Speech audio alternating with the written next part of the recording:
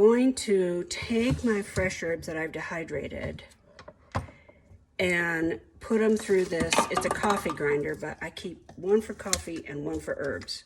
Close your ears.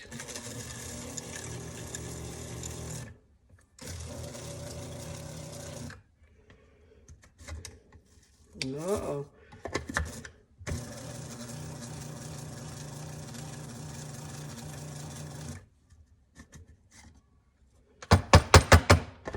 It's working, but it's pretty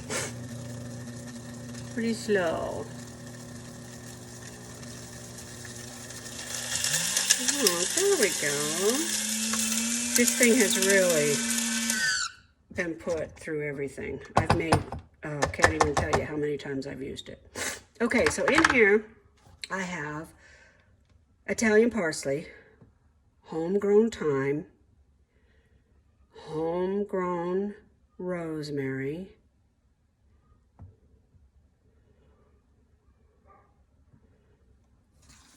parsley, rosemary, thyme,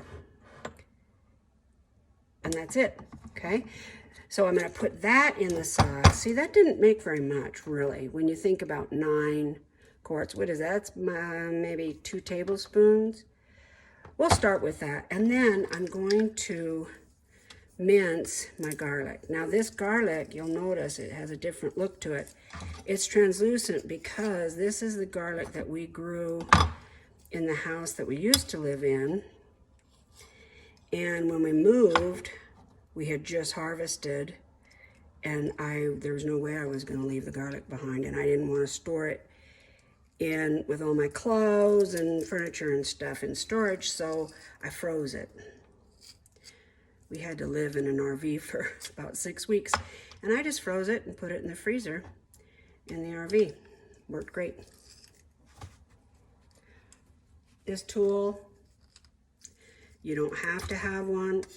I didn't have one for years, but I'll tell you what.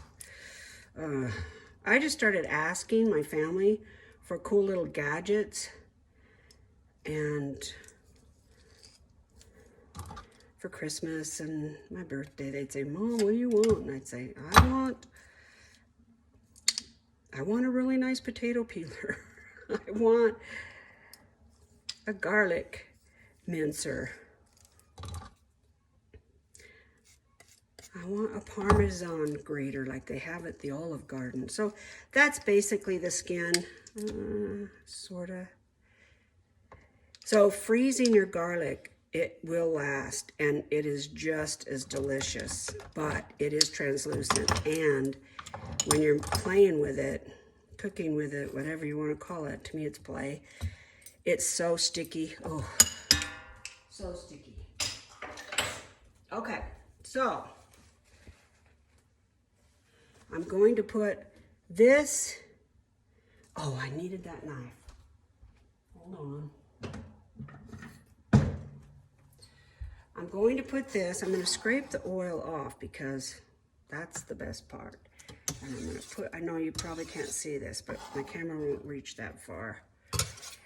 And I'm going to dump this in. Oh, it has kind of a minty, oh, it's the thyme and rosemary. I don't want this to be a chunky sauce. I want it to be full of flavor. I'm going to put 2 of these in, and I'll take them out when I jar up this sauce. Maybe. I might put one in the bottom of the jar. Who knows? And I do have fresh basil growing outside, so I will put a basil leaf in each jar when I can it up. This is sea salt. I'll put about, well, we're going to call that a tablespoon. This is coarse ground pepper, my favorite.